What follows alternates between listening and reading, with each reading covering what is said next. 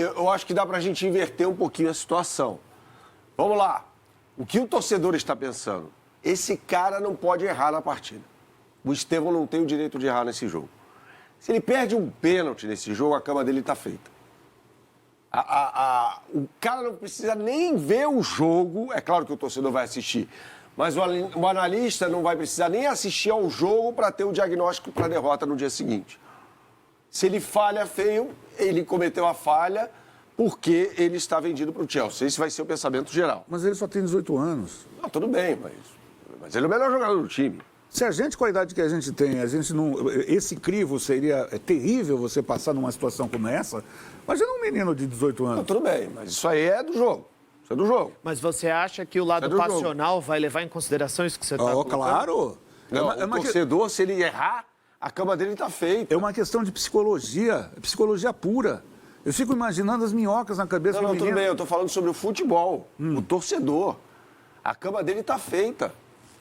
Se ele falhar nesse jogo, ele é o culpado. Por quê? Porque ele está vendido. O torcedor vai pensar dessa forma.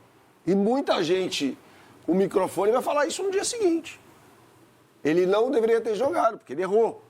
É o mesmo que aconteceria, por exemplo, com o Gerson no jogo do Bayern de Munique, uma situação até mais confortável, porque o Gerson não estava enfrentando o futuro time dele, mas o Gerson estava vendido. Se o Gerson falha contra o Bayern de Munique de forma decisiva, a cama do Gerson estava pronta. Aliás, fez um golaço, né? Fez um golaço, exatamente. Então, o Estevão tem... É a situação do Gerson agravada pelo fato de o adversário ser o futuro time dele. Eu não sei se ele volta para o Brasil depois do Mundial, não sei. Não sei se ele vai direto para Londres, não tenho essa informação. Mas a cama dele está feita. Vocês acham que na cabeça do Abel existe a possibilidade dele não começar como titular? Não, nenhuma. Não, nenhuma. Nenhuma, até porque eu acho que o Palmeiras, para conseguir vencer o Chelsea e para conseguir avançar, embora não seja o Chelsea de 2022, individualmente falando, aquele time tinha Kanté, Thiago Silva, Rüdiger, Kai Havertz, Lukaku, Ziyech. Era um belíssimo time. Aquele Palmeiras, para mim, jogava mais que o Palmeiras de hoje, coletivamente. Individualmente, esse Palmeiras oferece mais opções. Agora me perdi no raciocínio. Ele tinha perguntado se você acha que o Abel vai colocá-lo no banco. Se tem possibilidade não, porque ele já tem muitos desfalques. Não, mas em função desse problema psicológico. E assim, pra gente imaginar o Palmeiras avançando, a gente vai ter que ver em campo a melhor versão do Palmeiras. Ela já está comprometida pelos desfalques.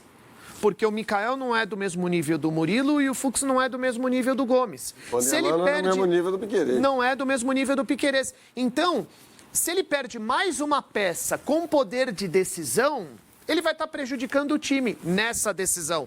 Porque hoje o atleta mais decisivo dele está limitado fisicamente, o que é uma pena, porque é um senhor jogador de futebol. O Paulinho. Então, se ele tirar o Estevão hoje, para mim, ele pune o Palmeiras, mesmo sabendo desse contexto. Se o menino está à disposição, bota o moleque para jogar. Quem que é o capitão do Chelsea? Do Chelsea? Quem que deve ser? Chuta o nome. É o Reece James. Reece James, isso. Aí começa o jogo, 5 minutos, o Reece James gruda nele e fala na orelha dele assim, ó lá o que você vai fazer, hein?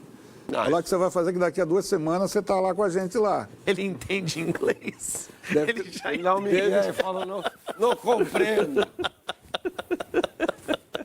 Deve estar se preparando, né? Esse tempo todo. 1 ano para se preparar para falar quantas línguas ele quiser. Agora, acho que diferentemente do Santos, do Neymar, contra o Barcelona, o abismo não é tão grande.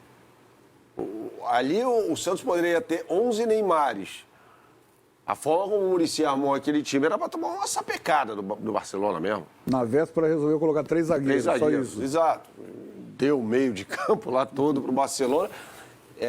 E foi um massacre, né? Com 3 zagueiros, com linha de 6, com linha de 10. Ia tomar uma surra. Foi o maior time de todos os tempos. Não tinha a menor chance. E muita gente acha que aquele time tinha sido dirigido pelo Guardiola. Era o Luiz Henrique. Não, Guardiola. Era o Guardiola? Não, era o Guardiola. Era o Guardiola. Foi 2015. Era o Guardiola. Não tinha a menor chance. Nossa, não tinha a menor chance. E o Palmeiras tem chance contra o Chelsea. Não, sim, claro, mas tem muitos desfalques. Ontem a gente analisou, a zaga inteira vai ter que ser reconstruída.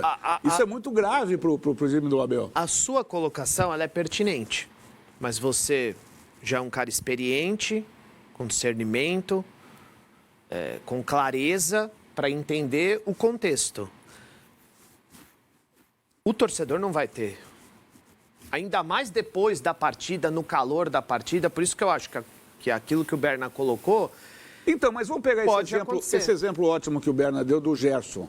O Gerson, no final das contas, ele já tinha sido discriminado antes, já tinha facção da torcida do Flamengo. Exatamente. Mas ele sai por cima, porque ele foi um guerreiro em campo. Ele jogou pra caramba, jogou muito, fez um golaço no jogo contra o Bayern de Munique. Não tinha como segurar o Bayern, fazer o quê? Mas ele saiu na boa. Ele saiu na boa porque ele jogou muito, é isso. Se o Estevão jogar pra caramba contra o Chelsea, ninguém vai lembrar disso. Tudo vai depender do desempenho do Estevão. O Gerson sai daqui no Aeroflá xingado. Chamado de mercenário, com nota de dinheiro com o rosto dele e tal. Chega lá, faz uma baita Copa do Mundo. Então, a venda dele não teve reflexo no desempenho no campo. O Estevão tem a mesma situação com o agravante, que não é pouco, que não deve ser desprezado, por isso que a gente está debatendo isso, de enfrentar o futuro time dele. Então, assim, ele pode jogar pra caramba, mas se ele escorregar e desse escorregão sair um gol do Chelsea, a cama dele está pronta. É isso que eu acho cruel. Eu acho que a gente vai ter que analisar a situação toda, enxergar a floresta, não a árvore. Porque esse jogo bate para os pênaltis. Ele não bate pênalti bem, embora seja o batedor do Palmeiras. Se ele perde o pênalti, e aí? O que a gente vai falar no dia seguinte? Tá vendo? Não é assim necessariamente. Não é assim necessariamente. A vilanização é uma coisa muito peculiar, né, em relação à imprensa brasileira. Ele bateu no pênalti na frente do goleiro do Chelsea. O goleiro do Chelsea dá uma piscadinha para ele e assim, olha lá, moleque. Se cuida aí, porque a gente se vê semana que vem lá. O goleiro do Chelsea, o Robert Sanchez, é bem pior do que o goleiro do Chelsea em 2022 lá, que era o Mendy, né? Olha aqui, temos números das temporadas do Estevão. Você pode até fazer um paralelo com o que aconteceu com o Endrick, né? Depois a gente vai até analisar se o Endrick ainda cabe no time do Real Madrid. Mas olha só os números. Temporadas 23, 24 e 25. São as três coluninhas ali na direita, né? 23 ele fez um jogo, nenhum como titular, nenhum gol, nenhuma assistência, 12 minutos em campo. Olha só o início da escalada dele, muito curta, hein? Vamos combinar.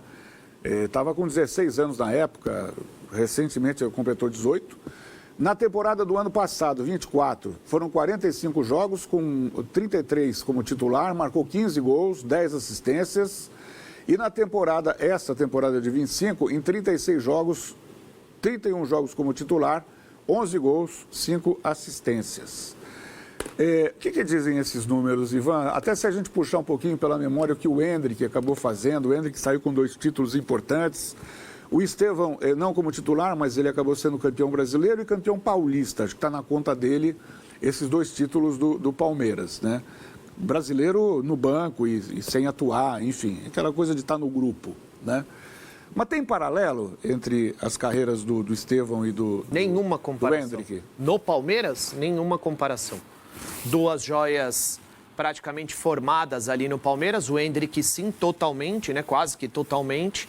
O Estevão, não. Ele sai do Cruzeiro ainda na base para reforçar o Palmeiras. O Palmeiras vai lá e o tira da equipe do Cruzeiro, né? E ele termina a formação na equipe do Palmeiras. O Endrick saiu daqui decidindo partidas, decidindo o campeonato, colocando uma reta final de campeonato brasileiro no bolso. Eu acho que ele saiu muito maior. O Estevão é um excelente jogador, tem tudo para fazer sucesso na Europa, como o Endrick tem. Os dois são muito talentosos. Acho o Estevão mais refinado, o Endrick um cara mais forte fisicamente, mas eu acho que não dá para comparar os dois no Palmeiras. Acho que o Endrick foi maior. Eu acho que o Estevão está escrevendo a história dele no Palmeiras. Ah, bom, no Palmeiras. É. Mas nós, O Palmeiras foi campeão do mundo com o Estevão decidido. O que a gente vai falar daqui 2 semanas? se ele decidir tudo, eu mudo meu comentário. Exatamente, por isso que eu falo. A história do Estevão ainda está sendo Sim, escrita. perfeito. No Palmeiras. Sim, é pertinente. Ele pode decolar agora. Tá tudo certo se ele fizer isso. E é muito curta, né, Berna? O scout do Chelsea, quando veio aqui há 2 anos para ver o menino, tal, no começo, tal, você faz uma projeção de possibilidades que tecnicamente ele vá ser um fenômeno, sei lá. Como fizeram com o Endrick também. E hoje questiona-se muito se ele vai continuar no time principal do Real Madrid, se vai mudar de clube, enfim, a gente vai falar sobre isso depois. Mas é uma projeção que a gente não tem essa resposta, até onde que pode chegar o talento do menino. Concordo contigo, assim. Até porque os gigantes europeus, que têm muito dinheiro, eles contratam esses jovens jogadores aqui no Brasil, na Argentina. Eles não contratam um jogador pronto. Eles enxergam ali o potencial que ele tem. O Vinícius Júnior, por exemplo, foi para o Real Madrid e não estava pronto, longe disso. E aí o Real Madrid enxergou um potencial. O Real Madrid, por exemplo, só para falar do mesmo clube, contratou o Renier, não deu certo. Eles têm essa margem de erro porque eles têm muito dinheiro. Os clubes brasileiros não têm essa margem de dinheiro nem o poder de investimento que esses clubes têm, evidentemente.